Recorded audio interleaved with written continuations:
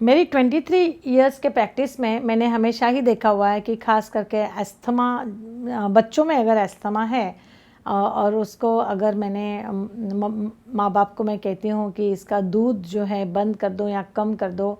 और कफ़ जो बच्चे को लॉन्ग स्टैंडिंग चल रहा है उसके लिए दूध को काफ़ी दिन तक रोकना बंद करना ये सॉल्यूशन है। जैसे ही मैं बताती हूँ तो मेरे जो पेरेंट्स होते हैं बच्चों के, उनकी रिएक्शन देखने जैसी होती है। उनको लगता है कि बच्चा दिन भर में 2-3 ग्लास दूध पी लेता है तो इनका टेंशन कम हो जाता है। अगर आपका बच्चा प्रॉपर खाना खा रहा है, दाल चावल सब्जी रोटी भी खा रहा है और साथ में बाकी जो खाने की चीज़ें आप घर में बनाते हैं वो भी खा रहा है, और सिर्फ अगर दूध कम करने से आपके बच्चे में कफ कंजेशन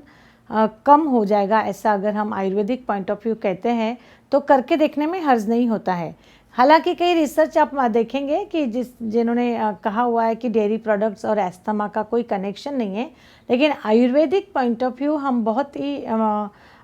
एक्सप्लेन आपको कर सकते हैं कि किस तरह से अगर लॉन्ग स्टैंडिंग बच्चा अधिक मात्रा में दूध पी रहा है या दूध के पदार्थ आपने कफ में चालू ही रखे हैं, तो कफ को बनाने के लिए दूध जो है वो एक रॉ मटेरियल साबित हो सकता है। एक्सेस कफा का सैचुरेशन, अर्थ एंड वाटर जो बॉडी में सैचुरेट हो रहा है, अगर आप खाने के थ्रू आप देखते हैं कि ये दूध अगर बंद करने से कफ का प्रोडक्शन बंद हो रहा है, और कफ कम होने की वजह से कंजेशन छाती में कम हो जाता है, और कंजेशन कम होने की वजह से ब्रीदिंग डिफ़िकल्टीज जो बच्चे को आ रही है वो अगर आपके बच्चे को नहीं आती है, तो थोड़े दिन 3 महीना 2 महीना जब तक बच्चे का जो एस्थमेटिक ब्रोंकाइटिस जैसे सिचुएशन है वो कम नहीं होती, उसमें दूध कम करने से कोई प्रॉब्लम नहीं होता है।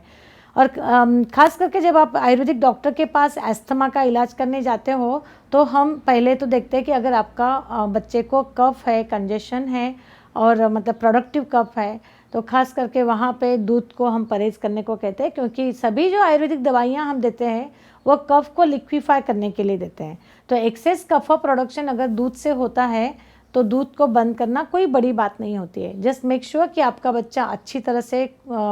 बाकी सभी न्यूट्रिशनल जो फूड है वो रेगुलरली ले रहा है, और दूध का अगर दिन में 2 बार ग्लास आपने कम कर दिया तो उससे कोई ज़्यादा फ़र्क नहीं पड़ेगा। तो क्या दूध और अस्थमा का संबंध है? तो आयुर्वेदिक पॉइंट ऑफ व्यू मैं कह सकती हूँ कि अगर आपके बच्चे को लॉन्ग स्टैंडिंग लंग्स में कंजेशन है तो उसको दूध का कनेक्शन हो सकता है। तो दूध से आप थोड़ा दिन परहेज़ करके देखिएगा। और आयुर्वेदिक कई दवाइयाँ ब्रीद इजी हैं या पिप्पली मूल है, चौसष्ट पिप्पली है, जो दवाइयाँ हम रेगुलर अड़ुलसा जैसी चीज़ें होती है, गुड़ूची जैसी चीज़ें होती है हम देते हैं, और हमने देखा हुआ है कि ये सब चीज़ें कफ दोषा को कम करती है, और कफा जैसे ही कंजेशन कम हो जाता है तो लंग्स के पैसेज जो है वो क्लियर हो जाते हैं और अस्थमा में रिलीफ मिलने में सहायता होती है।